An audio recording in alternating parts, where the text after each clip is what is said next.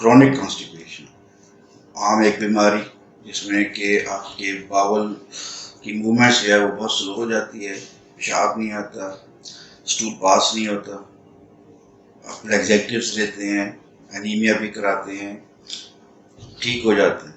لیکن ان سارے پروسیس میں فزیوتھراپی کا کیا رول ہے؟ آپ کی کون سی مسلز کمزور ہوتے ہیں جن کو آپ تھوڑا سا مضبوط کر کے اپنی کانسٹیپیشن پہ قابو کر سکتے ہیں. اس ویڈیو میں آپ کو ہم یہی بتائیں گے کہ آپ نے کون سے مسلز اور کون سی ایکسرسائزز ہیں جو آپ نے کرنی ہے جس سے آپ کی جو کانسٹیپیشنز ہے وہ بہتر ہو سکتی ہے، ٹھیک نہیں ہو سکتی، بہتر ہو سکتی ہے. تو اس ویڈیو کو آخر تک لازمی دیکھیے گا.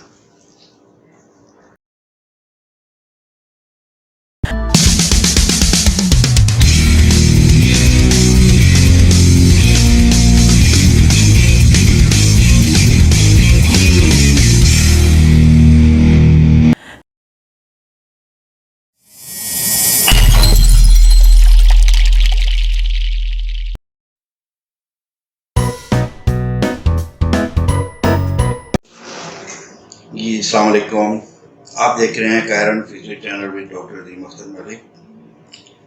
کانسٹیپیشن ایک عام سی بیماری اور بہت سارے لوگوں میں پائی جاتی ہے، عام ہوتی ہے اور اس کے بہت سارے حل ہیں. لیگزیٹیوز ہے، آپ کے انیمیا ہے، آپ کے اور میڈیسنس ہیں، آپ کے دیسی ٹوٹکے بھی کرتے ہیں لوگ، وہ بھی اس کا بھی حل ہے. لیکن اس کا فزیوتھراپی سے کیا تعلق ہے؟ آج اس پہ ہم تھوڑا سا ڈسکس کریں گے اور کون سی ایسی چیزیں ہیں جس سے آپ کر کے تو آپ اپنی باول موومنٹس کو ٹھیک کر سکتے ہیں. تو پہلے تو کانسٹیپیشنز ہوتا کیا ہے؟ پھر کانسٹیپیشنز بیسیکلی ایک باول موومنٹس کی سلو ہونے کو ہم کانسٹیپیشن کہتے ہیں، کیونکہ جو باول موومنٹس ہیں یا اس کی جو ایک باولز نکلنے کی جو رفتار ہے وہ کم ہو جاتی ہے. اور کم کیوں ہوتی ہے؟ یہ بھی ایک وجہ ہوتی ہے کہ اس کی جو اندر کی جو انٹسٹائنز یا کولون کے مسلز یا پیٹ کے مسلز وہ جب ویک ہونا شروع ہو جاتے ہیں تو پھر وہ آپ کے پیراسٹالٹک موومنٹس پوری نہیں کرتی. پیراسٹالٹک موومنٹس کی جو آپ کے پریشر ڈالتا ہے کولون کے اوپر آگے کرنے کے لیے، جیسے سانپ کی طرح کا ایک موومنٹ ہوتی ہے. تو جب آپ کے وہ مسلز ویک ہوتے ہیں تو پھر آپ کا کانسٹیپیشن زیادہ ہو جاتا ہے اور وہ آپ کرونک کانسٹیپیشن کی طرف چل جاتے ہیں. تو بہت سارے لوگ اس کو اور بہت سارے طریقوں سے کرتے ہیں. ڈیفینیٹلی کرنا بھی چاہیے، آپ میڈیسن بھی لیں، آپ لیگزیٹیوز بھی لیتے ہیں، آپ اگر اور لیگزیٹیوز کام نہیں چلتا تو آپ نے انیمیا بھی لینا ہوتا ہے. تو یہ بہت ساری آپ نے طریقے کرنے ہوتے ہیں. لیکن آپ فزیوتھراپی سے یا آپ اس کو مسلز کو کون سے ایسے مسلز ہیں جس سے آپ اس کو مضبوط کر کے تو وہ ٹھیک کر سکتے ہیں. اب آپ کے جو ایبڈومینل مسلز ہیں، پیٹ کے جو مسلز ہیں وہ بہتر ہونے چاہیے، ٹھیک ہونے چاہیے. اس کو مضبوط کرنے کے لیے آپ کو ایکسرسائزز کرنی پڑیں گی.